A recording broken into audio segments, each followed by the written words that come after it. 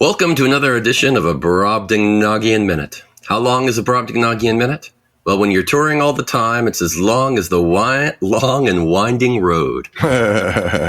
Touring the never-ending tour. You're like a surfer, right? That was that surfer movie from the 60s, The Never-Ending Wave or something. I forget what it's called. Yeah. I keep forgetting how you were a surfer. No, I wasn't. I wanted to be, but I wasn't. There's a brief period where I was like, I got to learn to surf, and I never did.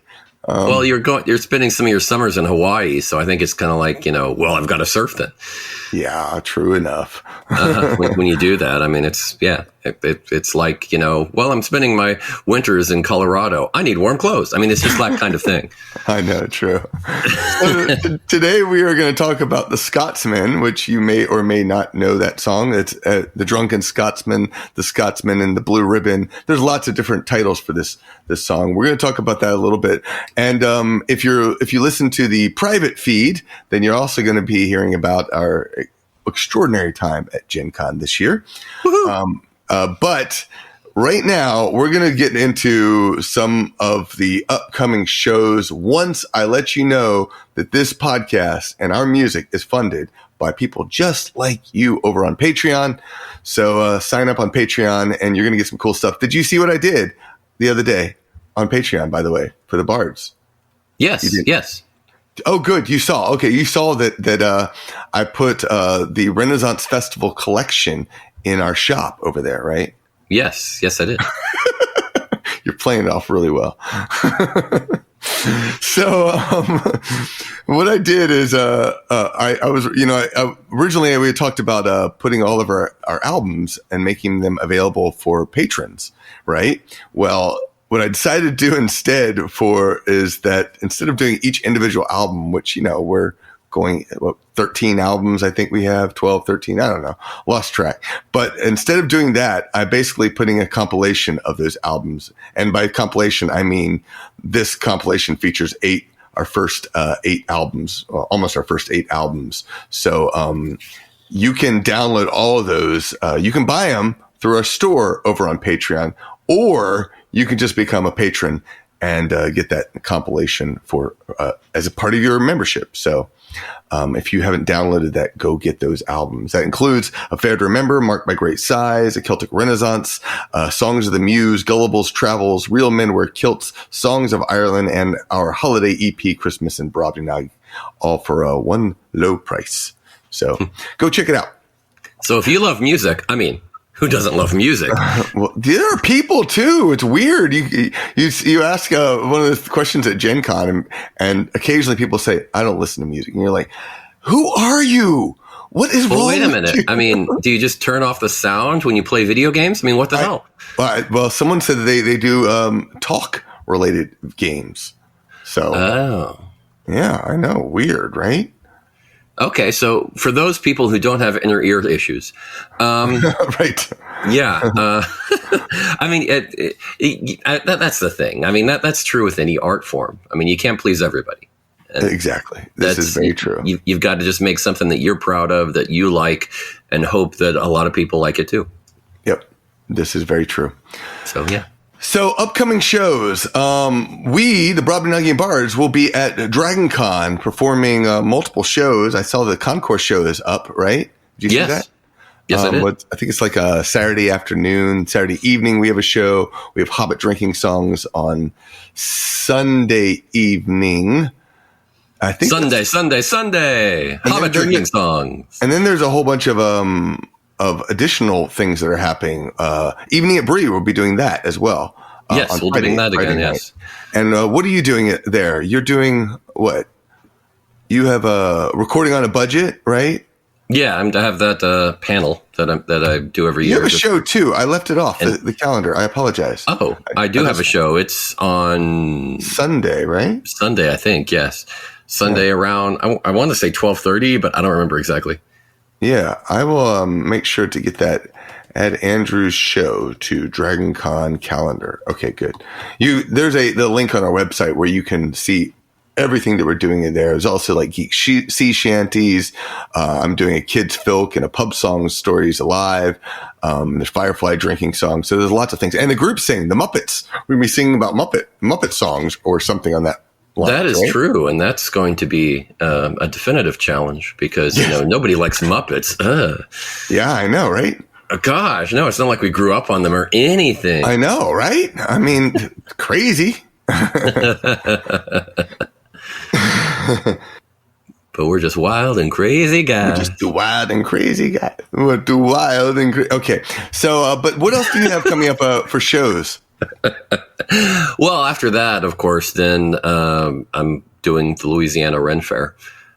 That's going to be in November and December, and every weekend there. And then after that, the middle of December, I'll be doing the Sherwood Celtic Christmas Fest. Oh, good. Okay. Yeah, fantastic. You got a bunch of stuff. Hopefully I think you're going to be getting more, but we're going to talk about that in the next podcast, either both live and other ones. So you okay with us holding off on the big news for you? Oh, okay. Yes. I'm very good at restraint. We'll talk about it for the Patreon podcast and then in the next edition of this as well. So make sure we're okay. Does that sound good? Okay. Sounds good. Okay, good. Then what else? I have shows too. I'm going to be oh god, I forgot to look at them. I'll be at this next weekend if I get the show up in time. I'm doing a Firefly drinking songs show at the Lost Druid. I'll be doing MultiVerse and CONjuration, and I'm doing IrishFest Atlanta, and that IrishFest Atlanta is going to be with my daughter Inara, which is really exciting. So those are a couple things that I'm going to be doing, and then of course I'll be going to Scotland at the end of September. So lots going on as well.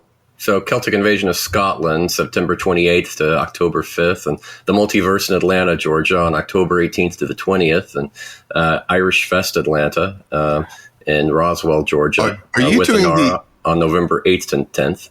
Are you doing the very obvious thing of looking at my website and seeing that the shows are all listed there? Well, I thought some one of us should. Okay, yeah. And then CONjuration in Duluth, Georgia on November 15th to 17th. Fine, whatever. Show me up on my own show. Well, I mean, I just trying to help out, man. Oh, thanks, man. I appreciate it. I appreciate it a lot. Mm-hmm. But you just burst that bubble. I was just trying to make it seem like, oh, I know your schedule because I follow you. That's what I was. That's what. When do I ever not dig my own grave? Come on. When? A man of infinite jest, and I just realized that I was looking at the show notes from last time, and I realized that we forgot to post a Bards bootleg concert last time, but that's okay. We'll get to it. Yeah. Or it's been, shall we say, a crazy summer and fall. Yeah. And we'll talk more about that in our podcast. Leave people hanging. This is actually really exciting news. I'm just going to say that right now. I'm excited for you. So we'll see about it. But let's get on to talking about the Scotsman, because I feel like that's a big part of our musical journey, don't you think? Yeah. One of the early songs that we did, and also one of the early songs pre us. Uh-huh. I mean, that I remember from you from college, actually, when I first met you. That was one of those songs that you were a huge fan of. I mean, there were, of course, songs when we started the Brobdingnagian Bards that were like, hey, maybe we should try that song. And then there were songs that we already knew, at least individually. One of us would bring that in and says, oh, I've always loved this song. We need to do that. And this was one of those for you. We should probably start with you because I first heard it from you.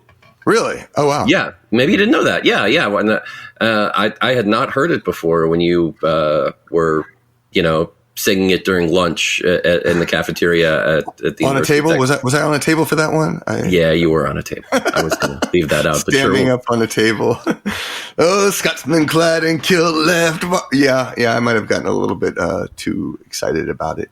I found we were goofballs. So I found it's funny because I found the Scotsman. I think I'm drawing a blank now. Feel like I actually heard it on the radio, but it turned out, and that was like not Dr. Demento, but it was like some just played randomly at some point in time on some morning radio show or something. I feel like, but I do know song, so that makes sense. Well, I do know that the song that was made famous by Brian Bowers, a song was written by Mike Cross back in the 60s, I believe. But it was Brian Bowers who made it popular, and it started getting, I think he put on an album back in the late 70s, and it was all sung a cappella and, a live clapping sound. And it was just a fun, upbeat, fun and funny song, for those who don't know, and you'll hear it after we finish this segment. But, a Scotsman walking down the street runs across two ladies, or he's drunk and he ends up passing out. Two ladies come by and they see him lying there and like, what's underneath the kilt? So they lift up the kilt and when they see what's under there, they tie a blue ribbon underneath, and he wakes up later and says, oh, I see it, I see I won first prize, which is just a funny song. But Brian Bowers is the guy who popularized, and apparently it got on Dr. Demento, was really popular there. But my dad had the LP, the vinyl record of this song, and that had this song on it, and by Brian Bowers, who was an auto harper. I like to refer to him as the auto harp god, actually, because he is like the quintessential auto harper out there. And I didn't know any of that when I was singing it on that table in the lunchroom at the University of Texas at Austin. It was just really cool. I just loved the song. I thought it was hilarious, in my younger days when I was a little bit wanting those more risque songs. But yeah, so I used to sing it all the time, and I think I am probably embarrassed myself and a lot of people who I was hanging out with singing that there. So no, never. And of course, when we started playing music together, I think it was one of the first songs that I ended up bringing to the to the group too. Yeah. Because it was easy enough to sing, and we both know the lyrics. I think I probably forced it on you enough. Is that right? Yeah, by then I kind of knew the lyrics, and it wasn't enough to follow along. And then I got them pretty quick, of course. And it was an a cappella song, which made it so much easier. It was for the longest time, it was one of the only a cappella songs we did. I think the only. And it. So we could just bust out with that. I mean, somebody breaks a string. Well, okay, Scotsman, let's go. And it turned into a great option, and it fit in well with Faire too, because we did so many fairs early on, especially. It really worked well. But you could also do it at a Celtic festival if you wanted. And it turned out that a lot of people were singing at fairs too. We weren't alone. So I thought it was like I was being, innovative. Clever. It turns out I wasn't. Yeah. But hey, I mean, you never know with those things. But yeah, no, that worked out really well. It generally, well, I suppose it wasn't everybody's favorite song that we did, but it was, I mean, people liked it. So I think it kind of worked out. Yeah. Generally, it always went over well. Yeah, I think there's a lot of people who truly love the song, but when I realized how many people were performing it, I started putting it in the back burner for myself. However, we did record it on a Faire to Remember, and released it on there. But what I thought was really cool was about that time, it was back on mp3.com when we released it back in 2001. And my friend Jimmy, he ended up creating a dance remix of it. Since it was a cappella, it was easy enough to do, and he has this great dance remix of it, which I truly loved. I liked the song as it was, but that was like, okay, that's fun. Complete with remote electronic bagpipes or whatever he had. Yeah, it was pretty messed up, as I recall. I don't think there were any sheep on it, but that would have been really cool too. Meh, meh, meh. Oh, that's a different song. Never mind. But okay. Thank you for that imagery. You're welcome. You're welcome. But yeah, the song was since then I think we did it. Oh, we also released it. I just remembered it was also on Gullible's Travels. Yeah, I was about to say Gullible's Travels, and then re-released when we moved on to A Faire to Remember. So, but the fact that we released it on A Faire to Remember, which was that CD that was just filled with these are the songs that represent a Ren Fair to us, right? I mean, that should say a lot. Yeah, and it was like the perfect song for that album and for that theme. It was just a lot of fun. It's a fun song, and it might not be a traditional song, again, written by Mike Cross, but it definitely turned into as a Renaissance Festival favorite. Yeah, and it has a different flavor than a lot of the other songs. So, I mean, it just kind of evened it out a good bit, in my opinion. Yeah, exactly. All right, well, let's play the Scotsman, and then we'll be back to with a couple final notes. So here is the Scotsman from A Faire to Remember. Well, a Scotsman clad in kilt left the bar one evening fair, and one could tell by how he walked that he drunk more than his share. He fumbled round until he could no longer keep his feet. Then he stumbled off into the grass to sleep beside the street. Ring ding diddly I-D-O, ring di diddly I-O. He stumbled off into the grass to sleep beside the street. About that time, two young and lovely girls just happened by, and one says to the other with a twinkle in her eye, "See yon sleeping Scotsman, so strong and handsome built, I wonder if it's true what they don't wear beneath the kilt." Ring ding diddly I-D-O, ring di diddly I-O. I wonder if it's true what they don't wear beneath the kilt. Well, they crept up on that sleeping Scotsman quiet as could be, and lifted up his kilt about an inch so they could see. And there, behold, for them to view beneath the Scottish skirt was nothing more than God had graced him with upon his birth. Ring ding diddly I-D-O, ring di diddly I-O. Oh, nothing more than God had graced him with upon his birth. Well, they marveled for a moment, then one said, "We must be gone. Let's leave a present for our friend before we move along." As a gift they left a blue silk ribbon tied into a bow. Around the bonny star the Scots kilt did lift and show. Ring ding diddly I-D-O, ring di diddly I-O. Around the bonny star the Scots kilt did lift and show. Well, the Scotsman woke to nature's call and stumbled towards the trees. Behind a bush he lifts his kilt and gawks at what he sees. And in a startled voice he says to what's before his eyes, "Oh, lad, I don't know where you been, but I see you won first prize." Ring ding diddly I-D-O, ring di diddly I-O. "Oh, lad, I don't know where you been, but I see you won first prize."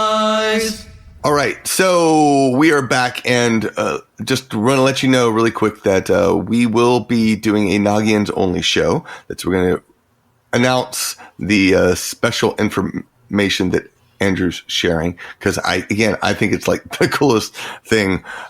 I'm excited for you, man. I'm excited. Well, no pressure now. I know. I'm excited. Well, no, I mean, it's no pressure because, it's pressure. It's changing everything. But, putting that aside, how's this for a tease? Is this going to get people excited? Well, I think so. I hope so, because I'm pretty excited. Yeah, excellent. Well, so the next one will be out really soon, so stay tuned for that. And thank you so much for listening. And Andrew, thanks for joining me. My pleasure. Final notes, I guess let's do B flat and C sharp. All right, B flat and C sharp. Those first notes you hit when you're going from the family-friendly key of C. Right, what he said. I'm not paper trained, man. I'm not paper trained. Just roll with it. Pretend you were. I was kind of letting you just lean in that and just pretend. Okay. All right. Next time we will share Andrew's exciting news. Stay tuned for that. In the meantime, the Brobdingnagian Bards Podcast was produced by Marc Gunn and Andrew McKee. Sign up to our mailing list and download free MP3s and get monthly updates of what's new. Find it all at thebards.net. And go follow us on Patreon. Sláinte.